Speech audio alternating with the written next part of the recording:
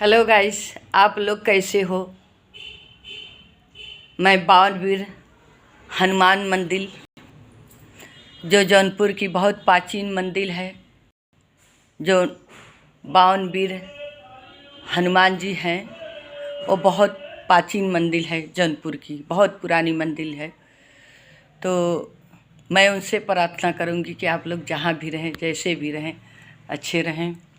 Hey guys, बैठे बैठे मैं विचार हर चीज़ की करती रहती हूँ, अच्छाइयाँ और बुराइयों का।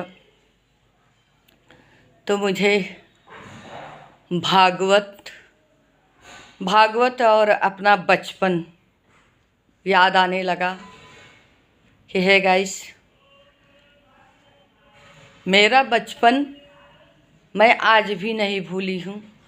मेरा बचपन 7, 8, 9 ये 3 पकड़ के आप चलिए कि मुझे याद है अपना कपड़ा भी, कि मैं अपने बचपन में क्या पहनती थी। और देखिए बचपन किस मोड़ पे गुजर रहा है। हमारे दादाजी का बहुत आदेश होता था। वो बचपन जो है 7, 8, 9 इतने उम्र का जो मंदिर नहीं जाएगा, उसको खाने पीने का कोई चीज़ नहीं दिया जाएगा। वही भूमिका उनके 3 पुत्र थे मेरे दादाजी के, तो वो तीनों जो है निभाते थे और तीनों माता निभाती थी। और मज़े की बात है गाइस कि उनकी बहुएं आई तो वो भी वही चलाना शुरू करी। तो क्योंकि बहुएं बड़ी थी भाई, हम लोग छोटे थे, कि जब तक मंदिर से नहीं आओगी कुछ खाने को नहीं मिलेगा। तो हे गाइस, गर्मी में तो कोई टेंशन नहीं था, लेकिन जाड़ा में इतना टेंशन रहता था कि हिम्मत नहीं पड़ती थी। पहले तो ठंडा पानी नहाया जाता था, गर्म करके कोई नहीं नहाता था, क्योंकि घर में वो क्या उसको बोलते, हाथ से जो चलाया जाता। पुराने ज़माने में तो उसको नल बोलते थे, अब हैंड पाइप बोलते हैं, क्या बोलते हैं। तो हमारे ज़माने में नल था। तो जाड़ा में हिम्मत तो नहीं होती थी गाइस। ने जो हाथों में एक चाय की प्याला थमा के गए, तो चाय की प्याला की इतनी जो है इच्छा होती थी, ललक होती थी कि अगर नहीं नहाते हैं तो चाय नहीं मिलेगी। पूजा करने आए या ना आए, लेकिन नहा के अब भागना पड़ता था मंदिर में, चरण छू के आना पड़ता था, तब जाके चाय और कुछ नाश्ता मिल जाता था। और उसको पा लेने से मन बहुत आनंद हो जाता था। तो ऐसे ही होते होते गाइस सब कुछ गुजर गया। मैं ससुराल आ गई, और जो माता पिता की धरोहर थी, जो जैसा जो है हमारी परवरिश, संघर्ष, ये सब वगैरह वगैरह, क्योंकि वहाँ पे जो है पिता से नज़र मिला के बातें नहीं होती, भाई से नज़र मिला के बातें नहीं होती थी। बहुत जो है शर्मिंदगी की तरह रहना पड़ता था, लज्जा की तरह रहना पड़ता था। खड़े नहीं होते थे हम लोग। जो भी संग रहता था, या भाभी या माता का संग रहता था। यहाँ आने के बाद गाइस, जब हमारी माता जी हमें छोड़ के वो एक्सपायर हो चुकी, पिता थे, जब मैं वहाँ से अपने ससुराल आई तो ऐसा लगा कि हमारी सारी दुनिया जो है लुट गई। हमें एक एक वस्तु की कोई मोहब्बत नहीं रह गई, खाली हमको जो मोहब्बत माँ की।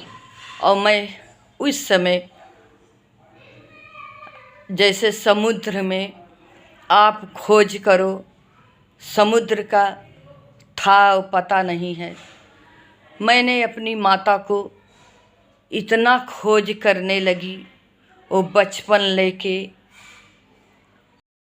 जवानी के अवस्था लेके माता की एक एक गुण जो हमको सिखाना समझाना, वो सारी चीज़ें ऐसा लगा कि मैं अब अकेल हो गई हूँ, हमारे ऊपर अब कोई मुखिया नहीं है।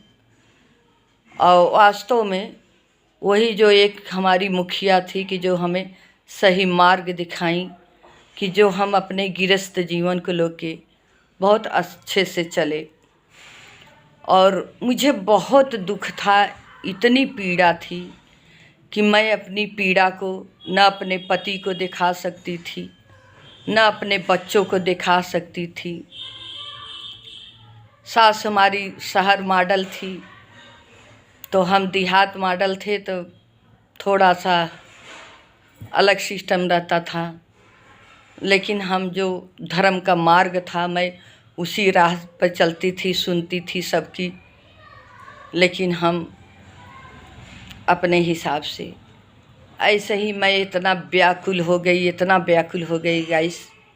उस समय फर्स्ट भागवत कथा देवकी नंदन वही शुरुआत करके आए थे जो है टीवी पर, और मैं व्याकुल की तरह अपने सारे काम करती थी, जाहिर भी किसी को नहीं करती थी, विरह पीड़ा को भी किसी को दिखा नहीं सकती थी।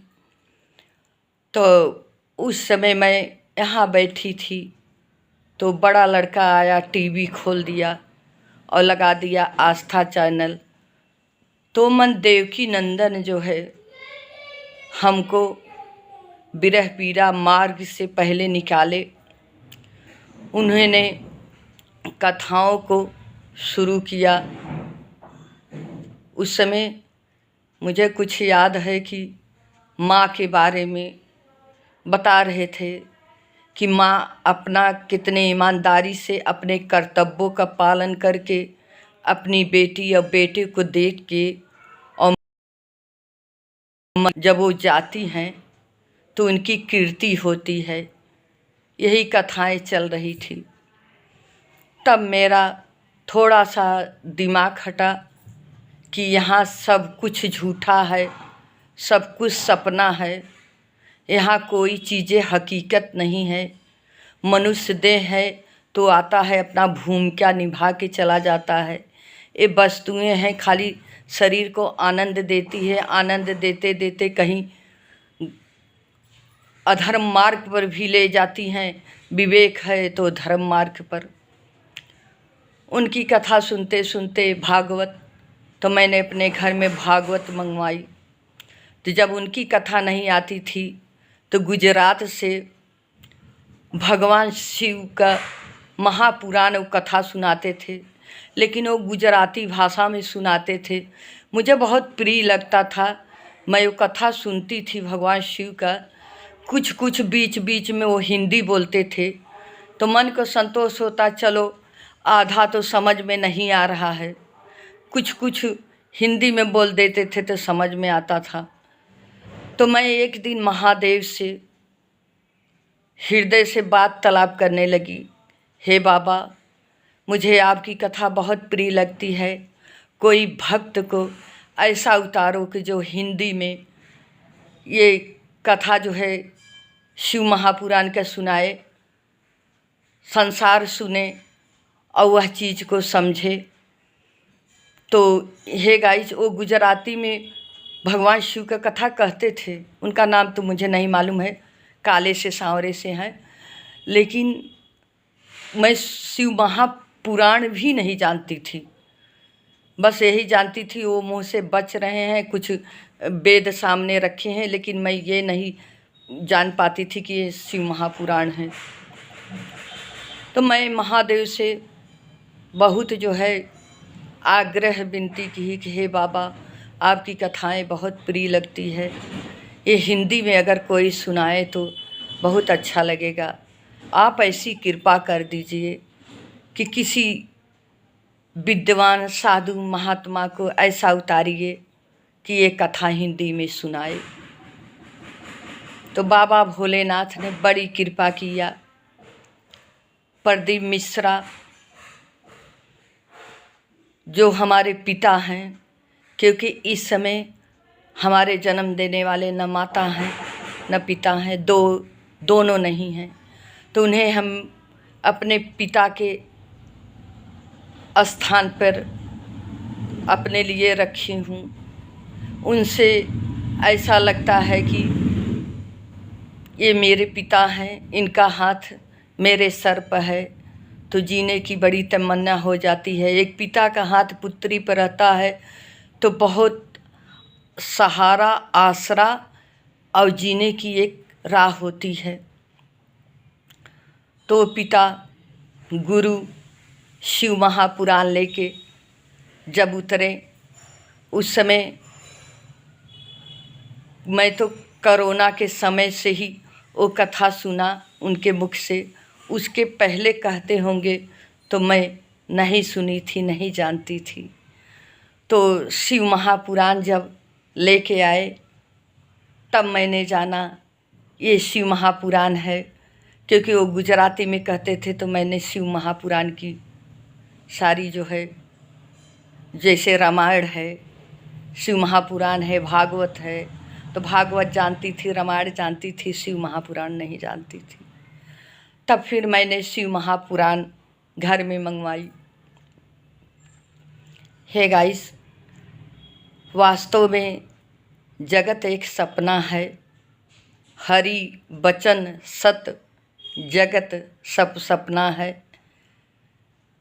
हमारे ऋषियों ने सही कहा है, उमा कहें अनुभव अपना, हरि वचन सत, जगत सब सपना है।